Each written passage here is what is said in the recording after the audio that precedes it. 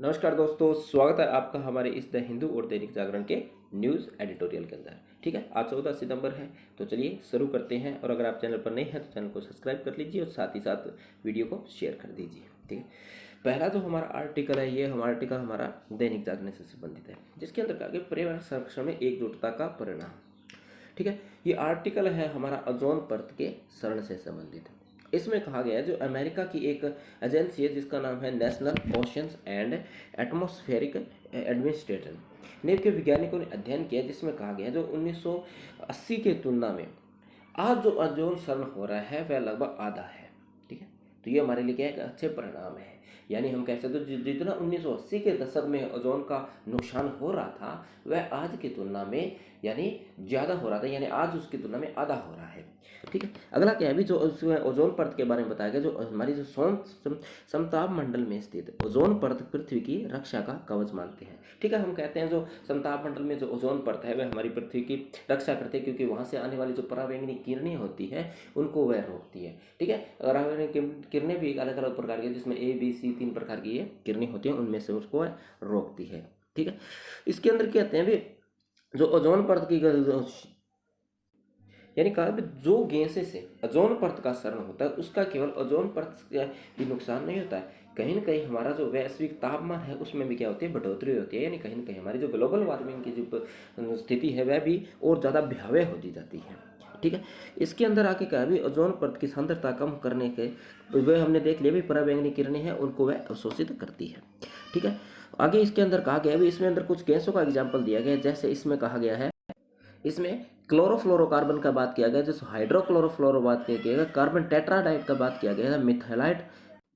ये जो गैसें हैं ये कहीं ना कहीं क्या है, अभी हमारा जो ओजोन परत है उसको भी नुकसान पहुंचाती है, कहीं ना कहीं क्या है हमारी ग्लोबल वार्मिंग को भी ये प्रभावित करती है। और इसके अंदर कहा गया जो दक्षिणी ध्रुव है वहाँ पर जो ओजोन ओजोन परत का जो क्षरण है, ये जो हानि है वह सबसे अधिक होती है। और इसके अंदर कहा भी जो सर्दियों के अंत में और बसंत के प्रारंभ में जो होता है वो ओजोन क्षरण है वह सबसे अधिक होता है। और जैसे जैसे गर्मियाँ बढ़ती जाती है ओजोन का क्षरण है वह धीरे धीरे क्या होता है, कम होता रहता है। ठीक है, आगे इसके अंदर कहा गया है भी हमें इसके उपाय बताए गए कौन कौन से भी, इसके लिए हमें क्या करना चाहिए भी मानव स्वास्थ्य और पर्यावरण पर प्रतिकूल प्रभाव पड़ता है इसमें, सॉरी ये तो हमने देख लिया। आगे इसके अंदर पौधों और फलों की वृद्धि को भी प्रभावित करता है, यानी ये ग्लोबल वार्मिंग को नहीं, कहीं कहीं हमारी जो खाद्य सुरक्षा है उसको भी क्या करता है, प्रभावित करता है। ठीक है, जिससे पैदावार में गिरावट होती है, पोषक तत्वों में कमी आ जाती है। ठीक है, यानी कहीं कहीं में कुपोषण जैसी समस्या भी हो जाती है। यानी जो ओजोन परत से डायरेक्टली और इनडायरेक्टली प्रत्यक्ष व अप्रत्यक्ष रूप दोनों रूप से हमें नुकसान देखने को मिलता है। आगे इसके अंदर क्या भी ओजोन परत के संरक्षण के लिए हमने एक तो 1985 में एक कौन सा वेना समझौता या वेना करार किया था, फिर 1987 में हमें मॉन्ट्रियल प्रोटोकॉल की विशेषता का महत्व बताया है। जो मॉन्ट्रियल प्रोटोकॉल का जो उद्देश्य था वह ओजोन परत के क्षयकारी पदार्थों के उत्पादन में खपत करना व कटौती करना था, ताकि वातावरण को उपस्थिति में घटाई जा सके। यानी जो हमारा मॉन्ट्रियल प्रोटोकॉल था उसके अंदर क्या कहा, जो मॉन्ट्रियल प्रोटोकॉल है उसमें कहा गया अभी जो ऐसे पदार्थ जो ओजोन को नुकसान पहुंचाते हैं उनको हमें धीरे धीरे क्या करना है, कम करना है।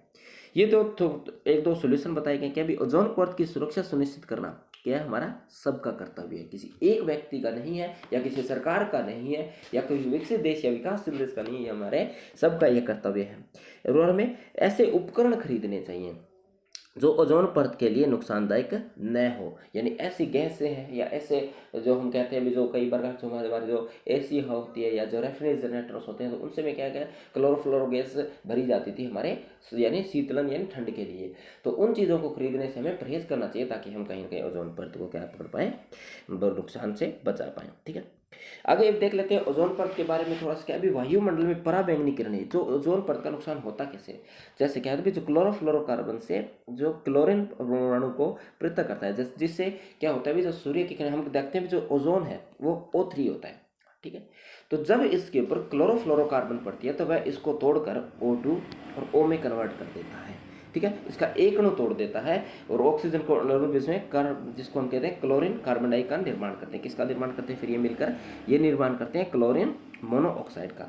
उसके बाद में कहा गया जो वायुमंडल का एक मुफ्त ऑक्सीजन, यानी हमने देखा था एक जो मुफ्त ऑक्सीजन मुक्त होता है ऑक्सीजन, ठीक है, उसमें परमाणु क्लोरीन और मोनोराइड पर आक्रमण करता है, ठीक है। जो मुक्त हुआ, जैसे O3 से O2 और O1 गया, जैसे O1 था उस पर क्या करता है, वह हमला करता है और फिर वह जो मुक्त क्लोरीन परमाणु और ऑक्सीजन अणुओं का निर्माण करता है।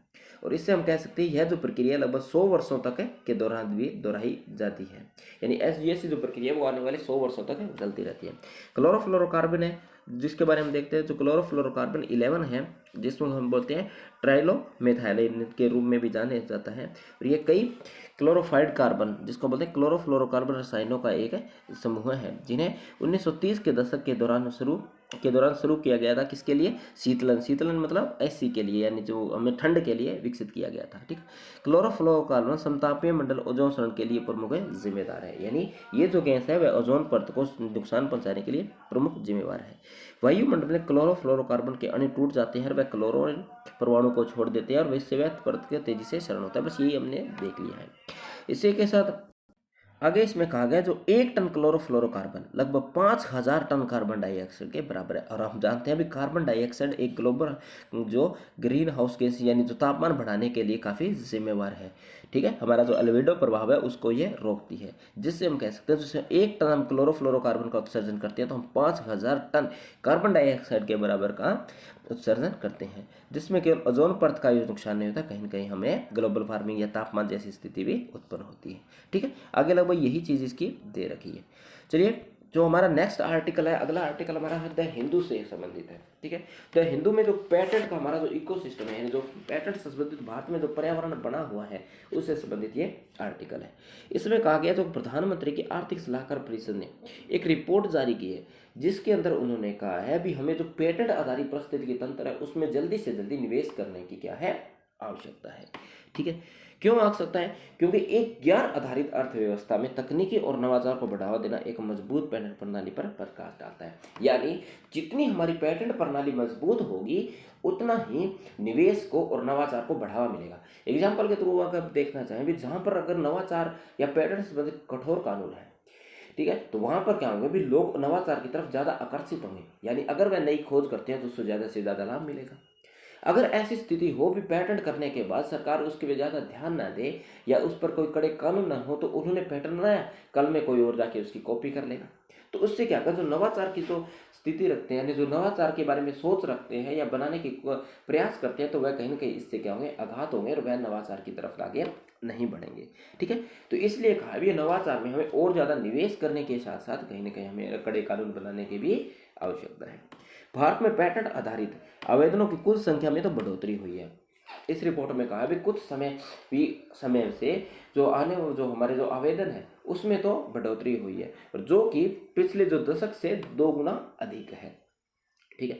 आगे इसमें कहा गया था भी जो एक ये पहली बार हुआ है 2021 और 22 के वित्त वर्ष के अंदर जो भारतीय जो नागरिक थे उनके द्वारा पेटेंट के जो आवेदन किए गए थे वह कहीं विदेशी से किए जाने वाले पेटेंट से उनसे क्या थे, अधिक थे। ये भी हमारे लिए कहीं की अच्छी बात है। तो हम इससे संकेत दे सकते हैं भी हमारा जो पेटेंट आधारित प्रणाली है वह विकसित हो रही है और लोग नवाचार की तरफ आगे बढ़ रहे हैं।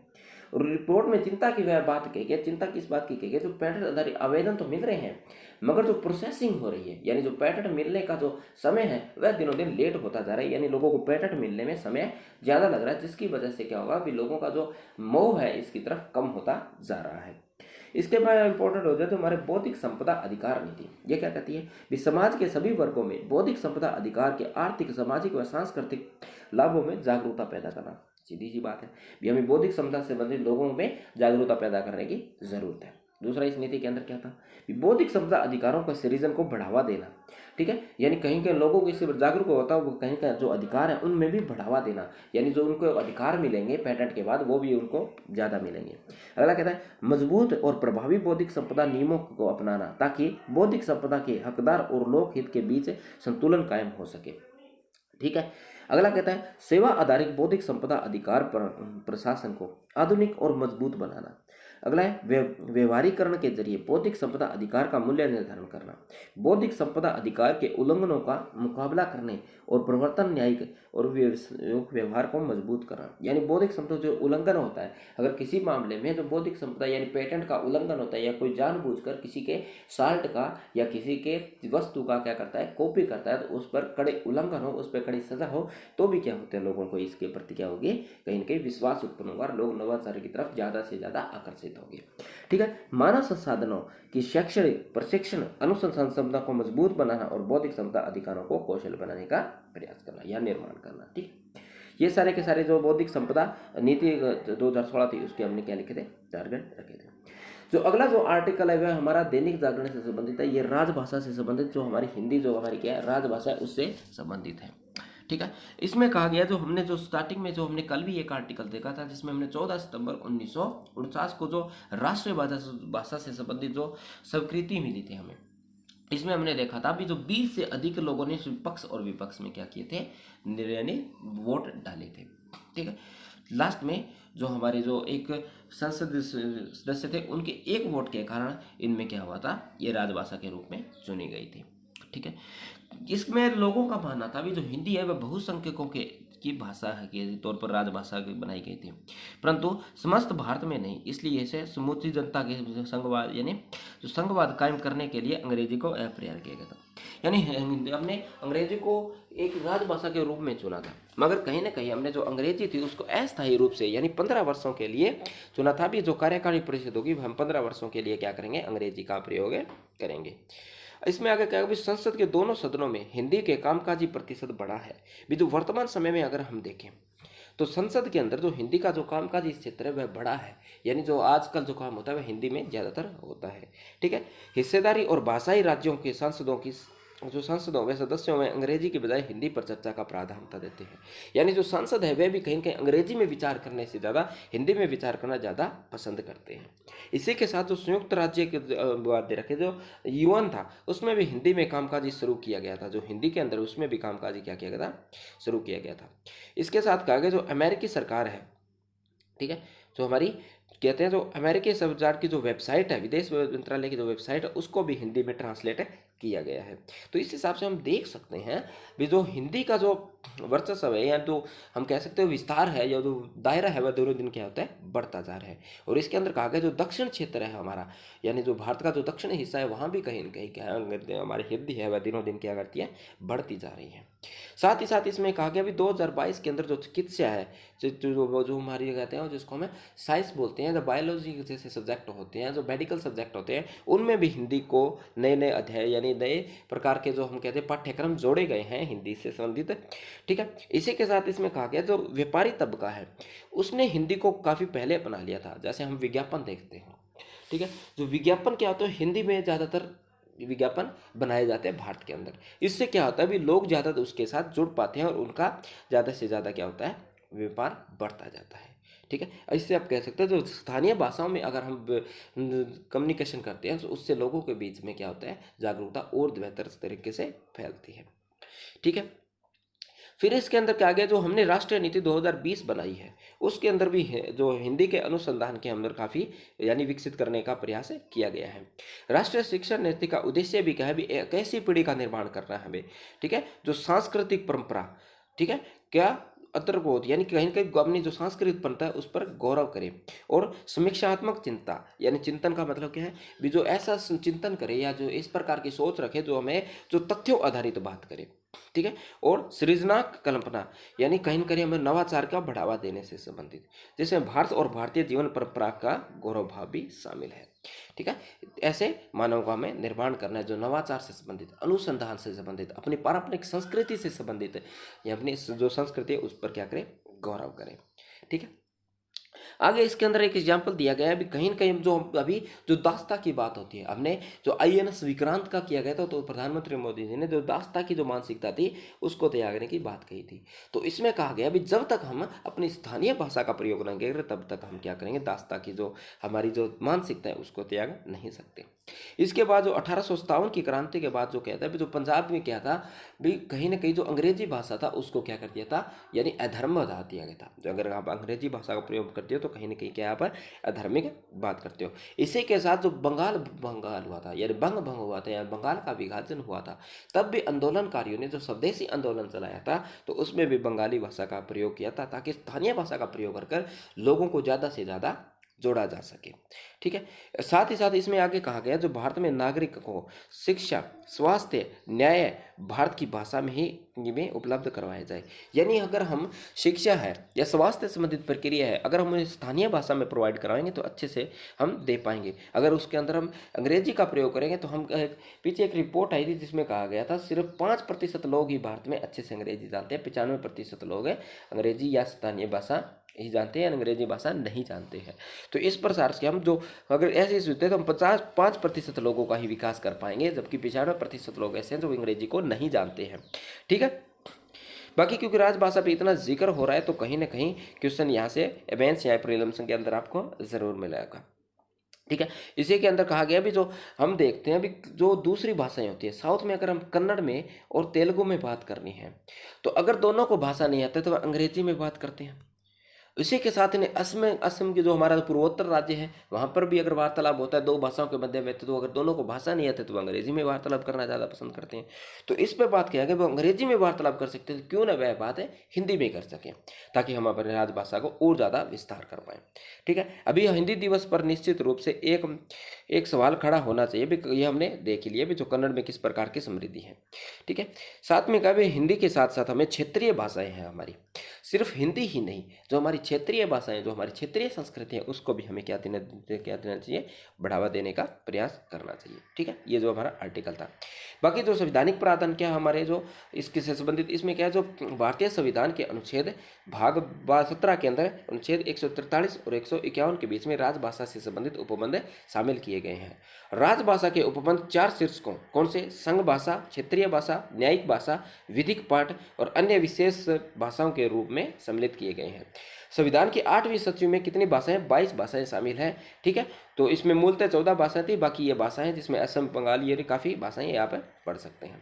ठीक है, अगला जो ये आर्टिकल है वह कहीं ना कहीं जो हमारे जो आज हाल ही में जो हमने चर्चा में रहा था, हमने काफ़ी भी चर्चा की है, तो सुप्रीम कोर्ट ने मुफ्त रेवड़ियों से संबंधित एक विचार किया था। अभी लोगों को जो मुफ्त रेवड़ियाँ हैं या चुनावी जो लोक लभान वादे हैं उनको कम करना चाहिए और अर्थव्यवस्था को ध्यान में रखना चाहिए। तो सुप्रीम कोर्ट ने नीति आयोग, वित्त आयोग और हमारे आरबीआई को इनको परामर्श कहा था भी आप इस पर विचार करें भी किस प्रकार की अर्थव्यवस्था का हमें क्या हो रहा है, नुकसान हो रहा है।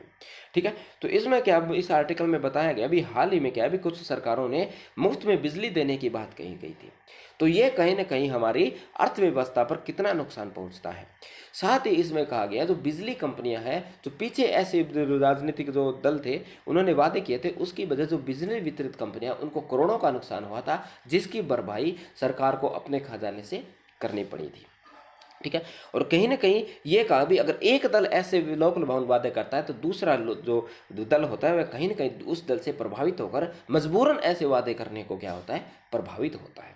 ठीक है, तो ज़्यादा कुछ इस आर्टिकल के अंदर है नहीं, वह कि ज़्यादातर पॉलिटिकल जो दे रखा है, जैसे पॉलिटिकल दे रखा है, यानी जिसमें क्या है जो कुछ लोग जो विपक्ष है वो गैर भाजपाई सरकार की बात कर रहे हैं तो उससे संबंधित है। बाकी मेन जो पॉइंट था वो हमने डिस्कशन कर लिया। ठीक है, तो आज की वीडियो में इतना ही। जो मेन इंपॉर्टेंट आर्टिकल थे वो द हिंदू का एक आर्टिकल हमने डिस्कस कर लिया, एक दो आर्टिकल और है वह हम तो कैसा कार्य करेंगे, जो आर्टिकल जो आज जो आर्टिकल आए वह कल की वीडियो में हम डिस्कस कर लिया करेंगे। ठीक है, तो चलिए मिलते हैं नेक्स्ट वीडियो में, और अगर आप चैनल पर नए हैं तो चैनल को सब्सक्राइब कर लीजिए, और अगर आपको वीडियो पसंद आती है तो वीडियो को आप शेयर भी कर दीजिए। ठीक है, तो मिलते हैं नेक्स्ट वीडियो में।